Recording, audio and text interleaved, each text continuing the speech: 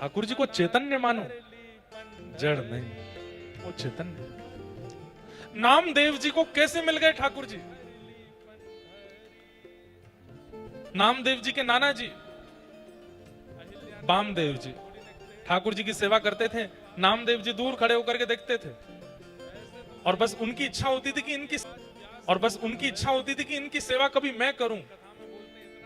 वामदेव जी को कहीं जाना था तो नामदेव जी से कह गए, तुम ज्यादा कुछ मत करना, बस एक काम करना। बोले क्या? ठाकुर जी का रोज भोग लगाना और भोग लगा के ही पाना। ठीक है। नामदेव जी तो बड़े खुश हो गए। भोग लगा करके जैसे ही ले गए ठाकुर जी के आगे, बोले ठाकुर जी पा लीजिए, बहुत सुंदर दाल बना है, साग बनी है, रोटी बनी है, बहुत सुंदर ये सब सामग्री पाइए ठाकुर जी। और ठाकुर जी तो खड़े हैं, पा नहीं रहे। नामदेव जी बोले आप पा क्यों नहीं रहे हो? स्वाद में कोई कमी है क्या? अरे नहीं नहीं, स्वाद में कोई कमी नहीं है, सामग्री बहुत अच्छी सिद्ध हुई है, सब कुछ बहुत अच्छा है। एक दिन दो दिन निकल गए तो श्री नामदेव जी सोचने लगे मेरी भक्ति में कोई कमी है, इसीलिए आप नहीं पा रहे हो। नाना जी के हाथ से पा लेते हो, मेरे हाथ से नहीं पा रहे हो। पर उनको कौन बताए कि नाना जी के हाथ से भी नहीं पाते थे ठाकुर जी। लेकिन नामदेव जी इतने बालक थे, रुदन करने लगे और रोते रोते बोले अगर आपने प्रसाद नहीं पाया तो नाना जी वापस आके आपकी सेवा मुझसे छीन लेंगे और मैं वो नहीं चाहता। छुरी लेकर के आ गए और अपने गले पर रख करके बोले या तो प्रसाद पाओ नहीं तो मैं प्राण त्याग दूंगा अपने।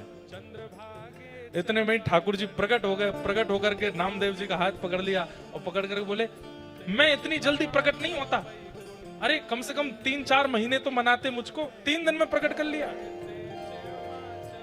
3 महीने में चाह रहे हो कि मैं दर्शन दूं, 3 दिन में। ठाकुर जी प्रकट हो गए। प्रकट होकर के खूब प्रेम से पाया। 3-4 दिन बाद जब वामदेव जी वापस आए और जब थाली लेकर के वामदेव जी गए, ठाकुर जी ने नहीं पाया तो नामदेव जी ने टोक दिया। बोले नाना जी आप तो यथावत थाली उठा के लिया, ठाकुर जी ने तो पाया ही नहीं। तो वामदेव जी हंसने लगे। बोले ठाकुर जी पाते नहीं है, बस देखते हैं। बोले ऐसे कैसे नहीं पाते, मैं तो पवाता था। बोले अच्छा मेरे सामने पवा के दिखाओ। नामदेव जी फिर आ गए।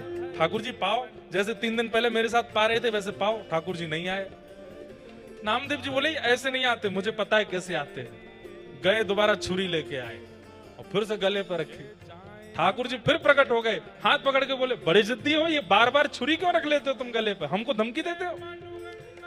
लेकिन यहाँ ठाकुर जी नामदेव जी से नोकझोंक कर रहे हैं, सामने वामदेव जी की आंखों में आंसू। पूरा जीवन निकल गया मेरा, आज पहली बार ठाकुर जी का अनुभव हुआ। धन्य है नामा जो तेरे ऊपर ठाकुर जी इतनी कृपा करते। सीधी बात, मैंने जो कोई भी बातें यहां बताई, इन सब बातों में ठाकुर जी के प्राकट्य का मूल कारण क्या था? भैया ये जिनके भी गोपाल जी हैं इनको ले जाओ और पकड़ के बैठाओ, खूब प्रेम से कथा सुनो, नहीं तो इनके कारण और भी कथा नहीं सुन पाएंगे। जितनी भी बातें मैंने बताई, इन सब बातों में प्रधान बात क्या थी? ठाकुर जी के प्रति चैतन्य बुद्धि, वो जड़ नहीं है। आप लोग ऐसा मत करना कि कल आप सब भी छुरी लेके बैठ जाओ ठाकुर जी पाओ, नहीं। ठाकुर जी कहेंगे सुनी सुनाई बात है, नामदेव जी का चरित्र सुन के आए हो इसलिए कर रहे हो ना, कुछ नया करो। और नए में ठाकुर जी को धमकी मत देना भैया कि मैं आत्महत्या कर लूंगा नहीं तो भोजन पर, नहीं नहीं, ये सब नहीं करना। नवीनता में आप चैतन्य बुद्धि रखो। संत मिठाले अपारा, संत मिठाले अपारा,